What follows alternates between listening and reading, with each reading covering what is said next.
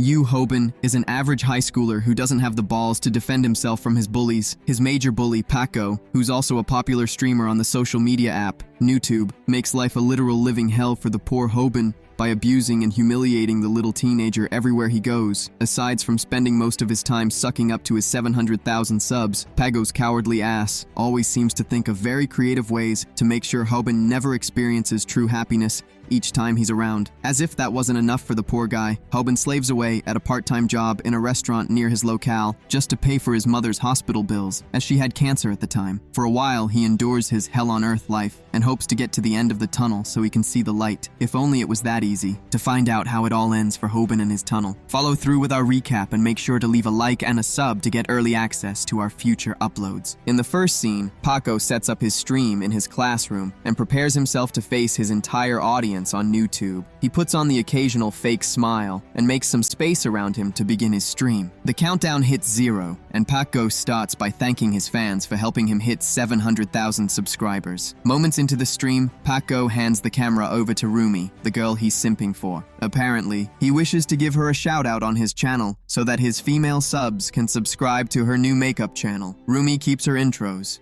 short, simple, and natural, all while flashing her bodily features to the audience. Let's all focus, boys. With time, Rumi moves on to showcase her exhibit for today. Her exhibit, which is also the loser Hoban, is made up to look like a clown and forced to smile at everyone on camera. Hoban, however, didn't give a flying shit about making a bunch of snowflakes and keyboard warriors laugh on stream. So, he keeps his face stern and frowns throughout the entire stream. Pago notices this and takes over the stream so he can save himself some social credit and prevent people from disliking his stream. After helping his enemy succeed, Hoban leaves for the bathroom to wash off the horrible makeup on his face. While at it, he stares at his clown face in the mirror and wishes he never even came to that school in the first place. To help us understand who his asshole classmates are, Hoban explains their hobbies and features. Pago is the obvious bully who knows how to rake in cash. Rumi is someone who can live on his looks alone, but as for him, he's the best loser of them all. He washes his face and returns to class where he gets beaten up by Paco's cameraman, Snapper, who's another loser who grew wings from piggybacking on Paco's authority. Snapper was super pissed at Hoban for frowning through the entire stream and spoiling things for him. He beats the living hell out of poor Hoban and calls on his daddy, Paco, when Hoban raises an eyebrow at him. Rumi,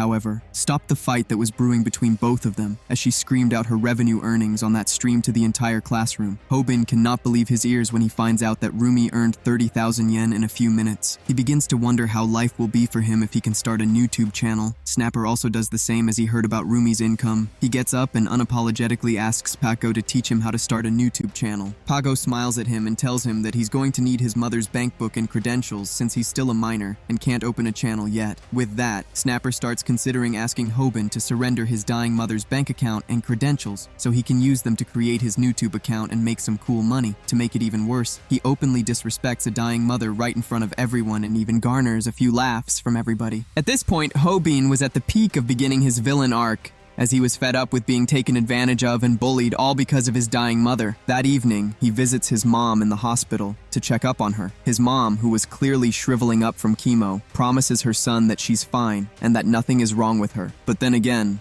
Hoban wasn't going to believe her at all. Rather than take her up on it, he tells his mother to focus on getting better while he worries about the other parts. His mother notices the bruises on his face and asks her son if he got into a fight. As expected, Hoban tells her nothing. Instead, he gets back to the receptionist and pays off his mother's medical bills for that week, which amounted to 30,000 yen, a week's wages from his part-time job. Hoban is devastated over how unfortunate his life is at the moment. While his colleagues buy expensive things and enjoy life as they deem fit, he's stuck at a part-time job selling burgers to the same idiots who bully him at school. Hours later, Hoban gets back to his workplace to work his shift. There, he laments about his bad life one more time and slams the counter. Just then, the idol of the restaurant, aka the most beautiful girl in that block, Bomi Choi, calls and asks him where she can find the burger patties, and he tells her to check the refrigeration unit. Bomi thanks him for the help and continues doing her job behind the counter. Just then, two other workers there show up to worship the idol of the restaurant like the queen that she is. Hoban seemed to be enjoying himself too. Heck, it's said that bro forgot his problems after seeing the girl of his dreams. He begins smiling like a squirrel who just fell into a sea of acorns. His smile is short-lived though, as the thorn in his flesh, the terrible bully Pago,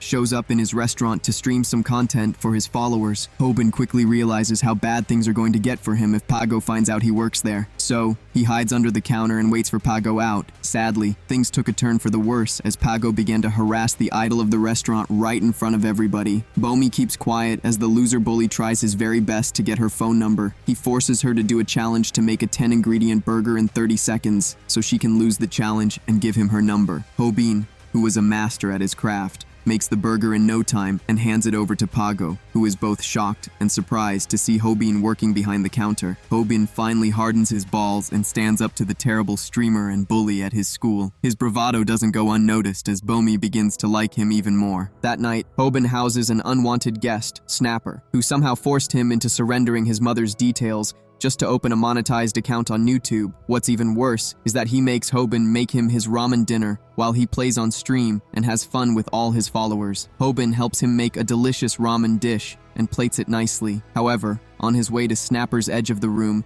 he trips on the computer monitor cord and falls face flat on the floor. Snapper has all the red soups and ingredients flying at his face. Apparently, he was playing a challenge with one of his followers who promised to donate 30,000 yen to the live stream if he could get 30 kills in his RPG multiplayer game. Well, now that his monitor is off and Hobin spilled red stew all over the place, his 30,000 yen is gone. He gets up, annoyed, and starts beating the shit out of Hobin. Hobin begins to question why he's being beaten in his own house. Nothing made sense at that point. Just then, Snapper says something that makes Hobin snap. He tells Hobin that he's the reason why his mother has cancer. With that, Hobin snaps for real this time and punches the shit out of Snapper. Snapper fights back, and both of them beat each other to a pulp, not knowing that the webcam was still recording the entire scene and was uploading it at the same time. Later that night, Hobin begins thinking about his life again as the wounds start hurting him for real. This time, he damns the consequences and sleeps on the floor after switching off the stream. The next morning, Hobin wakes up to a call from Snapper, who is hella pissed at him for uploading their fight video on YouTube. Hobin couldn't understand how the video made its way to YouTube, but then Snapper tells him it's all because he didn't unplug the CPU's cord before the fight. Besides, a live stream is automatically uploaded on YouTube once the live stream stops, meaning that their fight was uploaded to YouTube for everyone to see. Snapper was in big tears at this point, as he's never been this embarrassed in his entire life. Hobin gets off the call and checks YouTube to see the video, and to his surprise, the video is there for the whole world to see. For one, he takes a breather and thinks about his next course of action, which will be to normally delete the video file off YouTube. However, he checks one of the comments just as he's about to delete the video and sees someone talking about monetizing the video content already posted. One of them mentions that each view usually costs about 0.1 yen, and Hobin is shocked at this. He checks his videos and sees that it's already racked in over 10 million views. Doing the math, he's already earned more than 1 million yen from a single video. There's no way in hell that he's deleting the video now.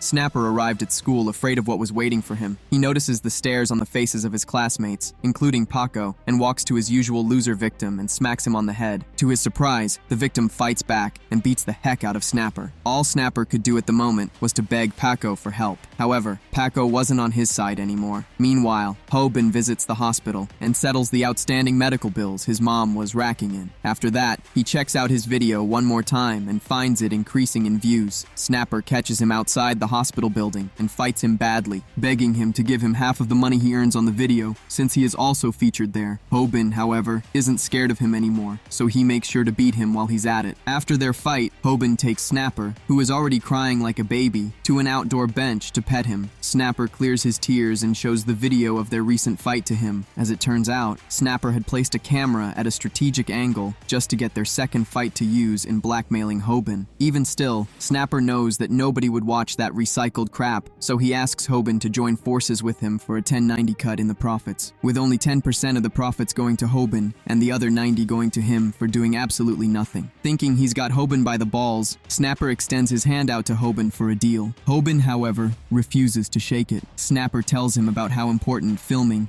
editing, content making, and screening are to any content creator, and tells Hobin that he will be doing all the work himself. For a moment there, Hobin dreams about how large the dividends are going to be, and then he asks for the profit split again. When Snapper tells him the unfair profit split, Hobin downright gives him the FU finger and walks away. Snappers loses the last bit of pride he has to offer, and settles for a 90-10 split the other way round, and Hobin finally strikes the deal with him. As for the content they'd be making, Snapper tells him that they'd be calling out bullies in real time and making them pay for being bullies.